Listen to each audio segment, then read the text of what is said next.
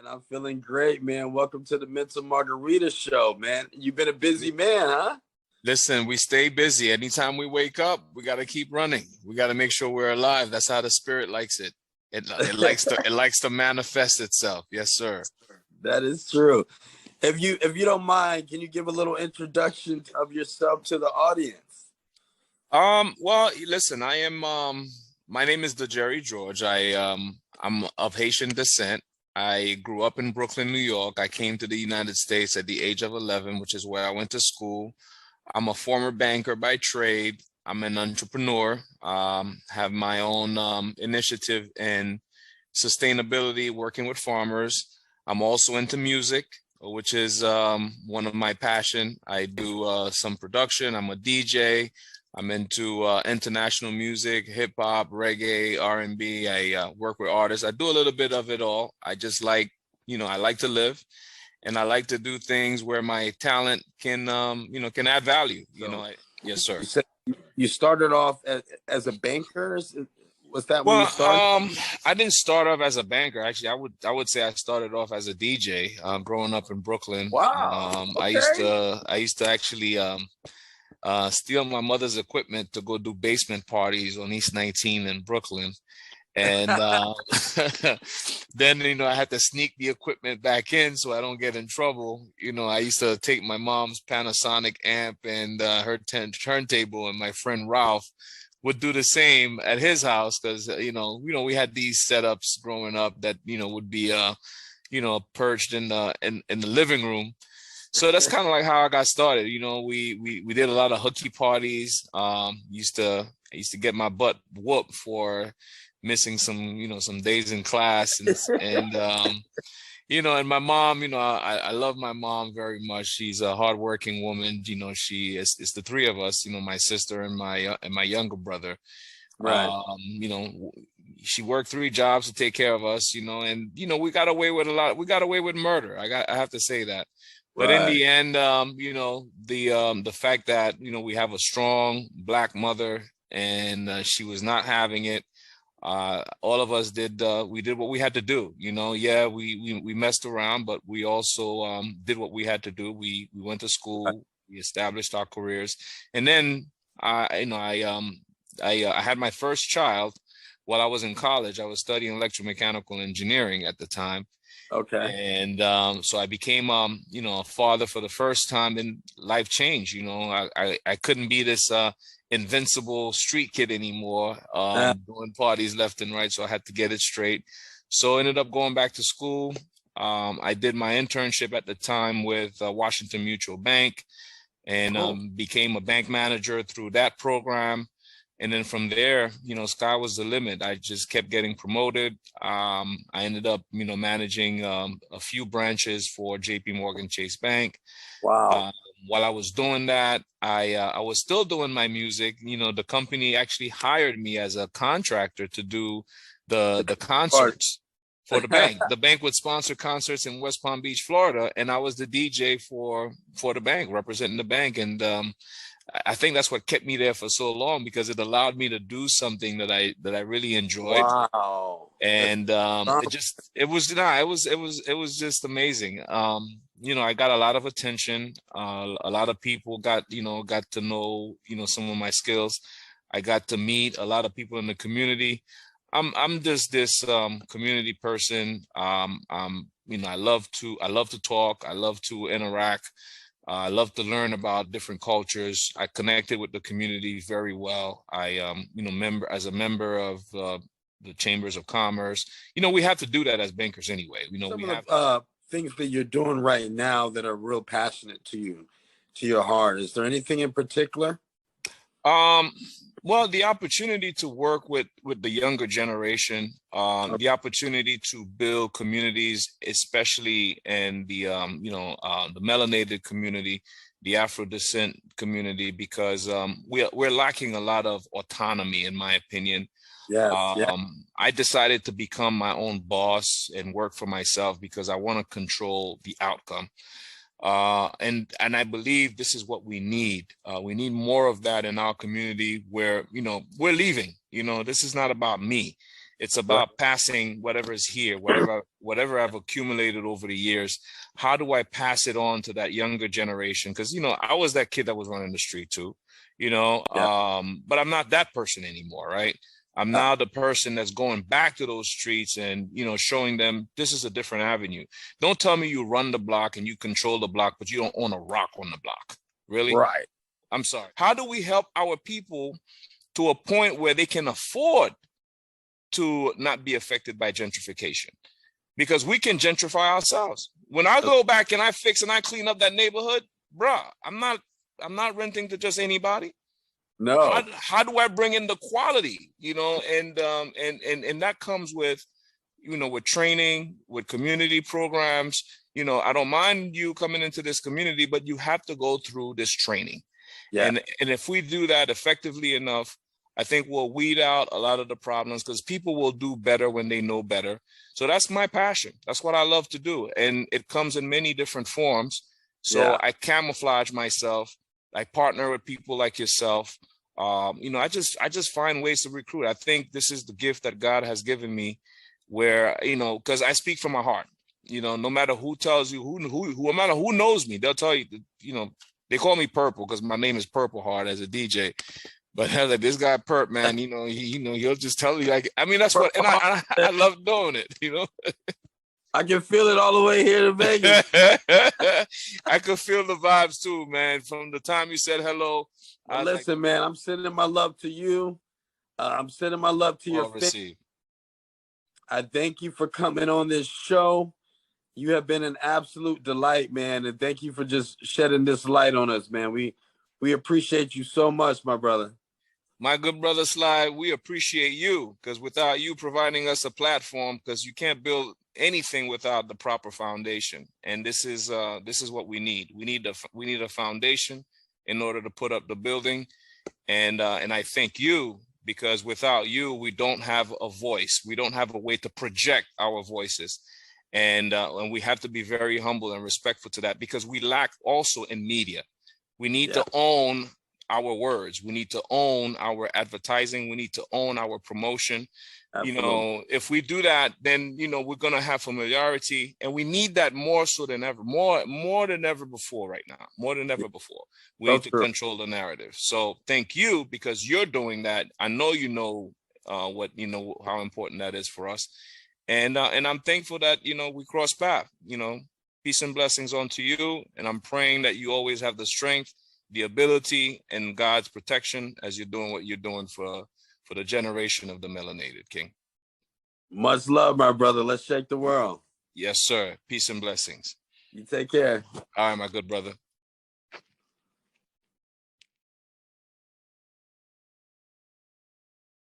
So let me ask you a question. What are some of the people that inspired you as you was doing your thing in this music?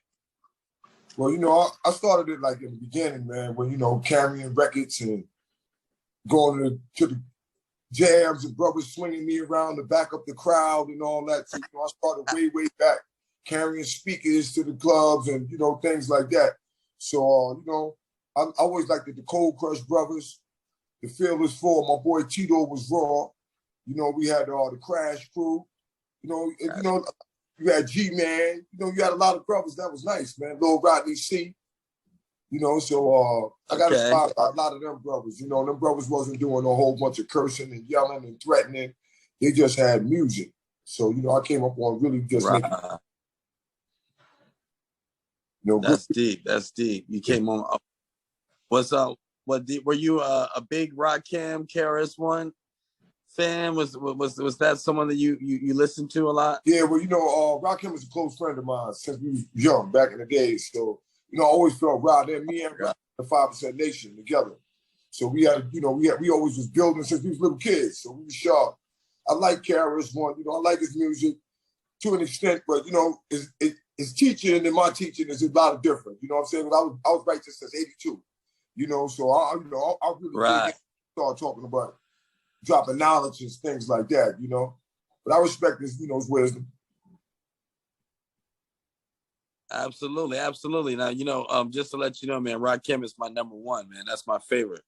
Yeah. From front and back, man. The Follow the Leader album. I mean, I can pretty much recite every single song. That's like for me when I started out, it was the brother Ra, man, that really did it for me, big time. Now, what are some of the things that you are working on currently right now? Well, right now, I'm in the middle of everything, man. I'm a Gemini, so I'll keep moving. I'm the head editor of Behind the Scenes magazine, which is online and in bookstores magazine that we out on the stands and all that too, behind the scenes. Then I got my own record label called What's the Word? We distributed from Empire, and I got my daughter Alexa V on there. Got a talented kid named Colin Davis. I got myself, the Lord K. Bourne. We got a couple of artists on the label and it's doing pretty good. We've been out right now going on 3 years. We got a record out, Puff Puff Pass, with me and Shice Bub on it right now. Me and my daughter got a record out called Guns Away. Then I got What's Peace out, and my daughter Alexa V also got a song called Diamond Dog. Then I got my nonprofit organization. That's what I'm really, really, really, really into. And it's called I Am My Community. Now, let me ask you something. What you said, nonprofit organization? Yes. All right, tell me about that. What's the mission statement? Well, the name of it is I Am My Community, Inc. And I started off working with Cure Violence in a program called Bronx Rises Against Gun Violence. But then as, going on, working there for like a year to 18 months, I seen that it was more destroying the people and the community than gun violence, such as mental health awareness. So many people got criminal cases. We got homelessness.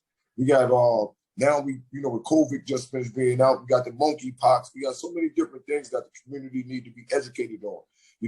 Some of the kids going around sharing hookahs and getting herpes, Man, that's deep right there. I read something like that, brother.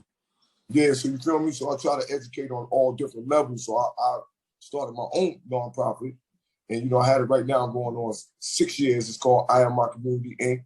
And we promote public safety. And we promote it through mental health awareness programs. We got parenthood programs.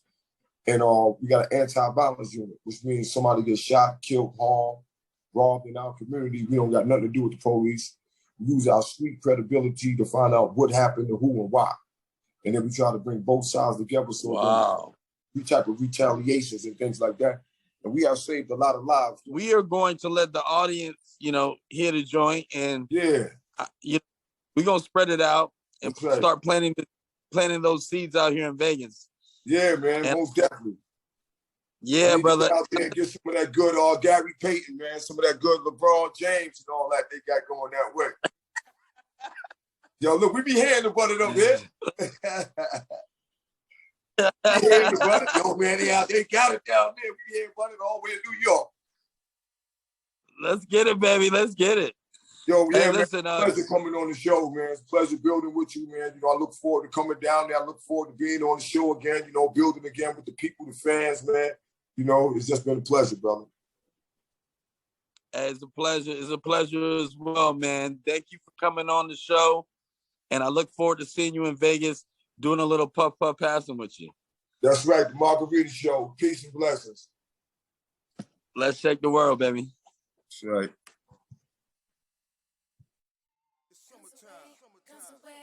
It's cookout. Guns away. Guns away. It's block party.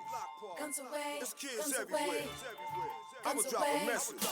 You should put the guns away. Let the kids come and play. Learn to live in peace so you can see another day. You should put the guns away. Let the kids come and play. Learn to live in peace so you can see another day. Let them live their life like you live yours. You put the fighting, the shooting, the killing on pause. Red light, green light, 1, 2, 3. I'ma tell you how summer used to be. Remember, Georgie, Porgy, pudding and pie. Back when he kissed Jenny and made her cry. Back then I had the Apollo 5 with the sissy pole, with the fern aside. I played marbles, my sister played jacks. Every time I lost, I wanted all my marbles back. A sore loser, I couldn't be that. So I changed my profession and I started to rap. You should put the guns away, let the kids come and play. Learn to live in peace so you can see another day. You should put the guns away, let the kids come and play. Learn to live in peace.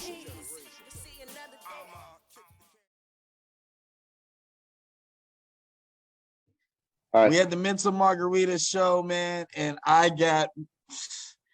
this is like my brother.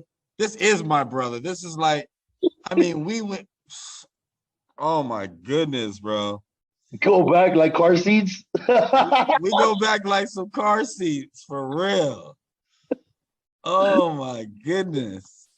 Junior high school. What else? G.O.D.? G.O.D. So listen, guys, I had a group. I was in a group, Givers of Divinity, just starting out rhyming, just getting into music. Me and my boy AJ and King LBS. King LBS. That's DJ Kane's big brother. He goes by DJ Heron now. Now he's DJ Heron, right? And so, man, we just trying to figure it out. We in the studio. Man, just that whole episode of when I first met AJ and you in junior high, man, it was just crazy, man. It was like a family get together almost, man. It was, man. Because, man, the songs that were making, man, that would have been dope, man. Oh, man. So Peter Thomas, right? We had Peter Thomas, and then we had Tony. Oh, man. Tony was the kind of shady, man, our manager. And man, we made a really tight album.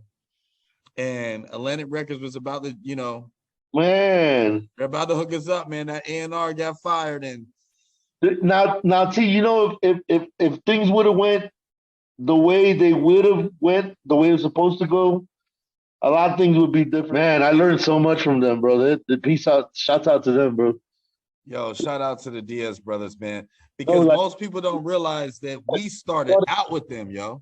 Yeah, no, I'm just trying to say, like, I just don't understand, because the Diaz brothers, you know how I met the Diaz brothers, right? No, what's the story on that? So, Francisco, Claudio, Alex, that crew, they all used to go to school with us in junior high, and that was Francisco's cousins. And so they're the ones that introduced us to Hugo, and that's how we met Hugo and Lou. That's Claudio, that's right.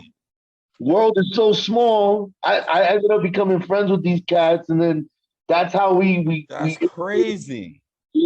And then we found out that Lou was cool with Diaz, DJ Laz, everybody. DJ Laz, all them. Mixed. At that time, those were the big DJs at that time.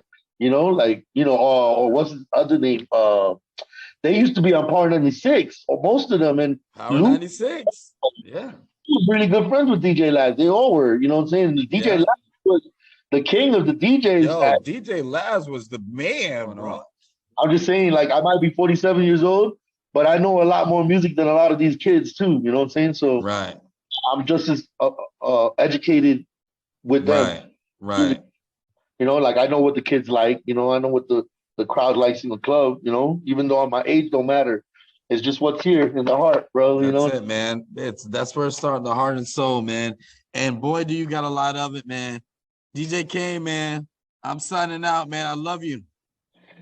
Hey, so where can we see the show at? Or let people where to follow me, or if they want to follow me.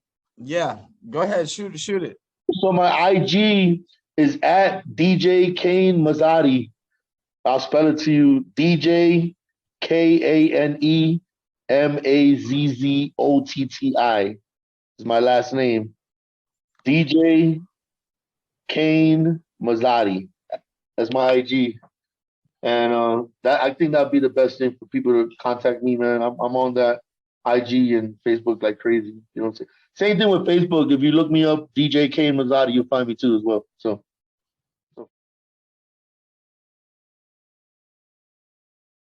Hello, Wes Acton here, Doctor, Professor, Genius of Life, the Universe, and everything. In relationships, or the one that says, I see you as just a friend, but they don't. So, you know, so you guys, it's a lot so they can be the superior one in the relationship. I mean, if they're just friends, they'll still give you, a thumbs up on Facebook, talk to you. Talk to you about, books, music, videos, fun stuff. But when they're in a group, suddenly they're all flirty and touchy and oh my goodness, they're still trying to stake their claim on you. But as soon as things get serious, just friends. And as soon as you show attention to another woman, it's like this, and then just friends, right? See, I can be just friends with a woman. See, I'm not talking about me. I'm talking about some dear friends of mine, some good. Someone just blew out my truck. Don't tell anyone. I can be just friends with a woman. I got several women that are very attractive. We have a lot of chemistry, and we are just friends. A true just friend. But I got some buddies of mine that are just amazing guys, amazing men that would just absolutely adore and cherish a woman for the rest of her life, the rest of their lives together. And then some of the ladies wonder why they're alone and with their cats. It's because they keep friend zoning the good ones.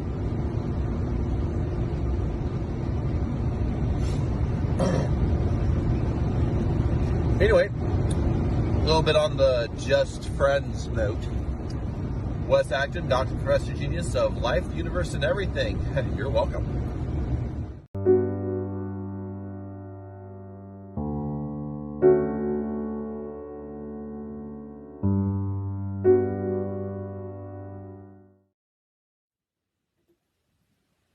Yo, what's up, world?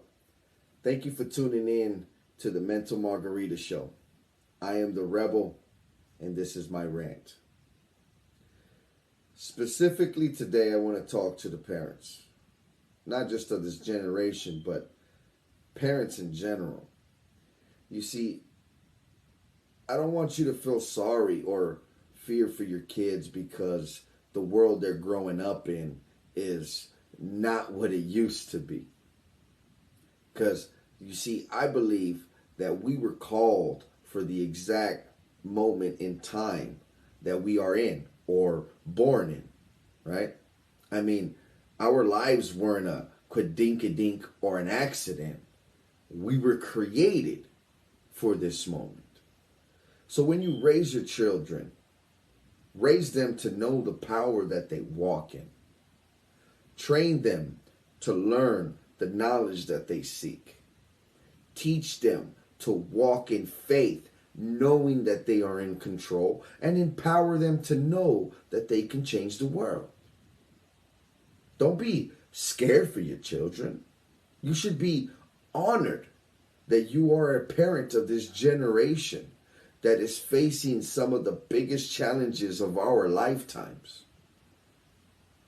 So today, I ask you, parents, will you rise up to this challenge? Can you be aware of self, be aware of mind, and be aware of others? I think only time could tell. Thank you, and carpe diem.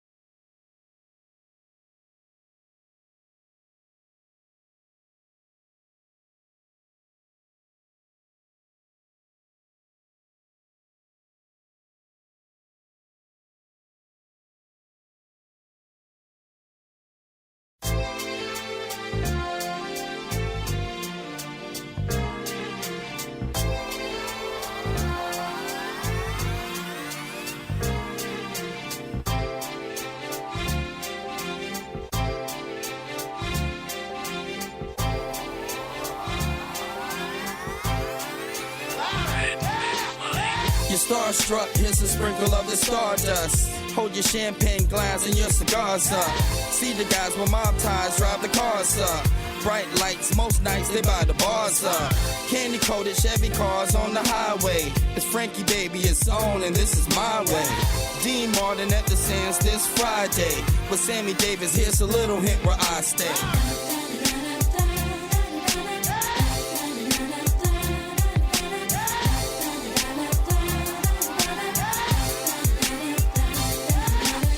The city shines like Liberace's mansion. And you know Elvis had the whole city dancing. Showgirl silhouette steady prancing. Shout out to June, just the Copa Girls anthem.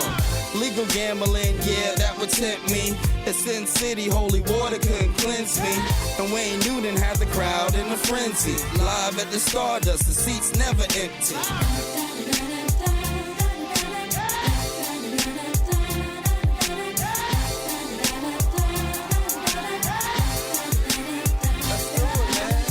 Now if you having a good time in Las Vegas, at the count of 3, I want to hear you scream, Viva Las Vegas. Ready?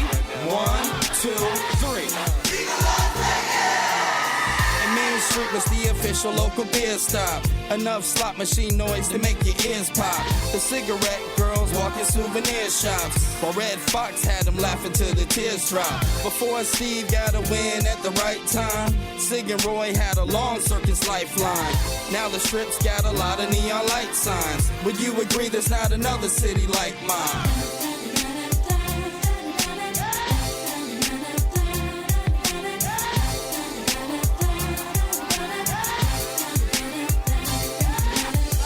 Years later, Mayweather got the city hot, and everybody in your city with a TV watch. Celine Dion got celebrities at every spot.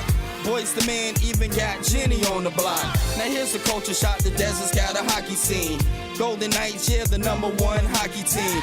And we even got the Raiders repping Vegas now. So get the champagne, it's time to bring the waiters out.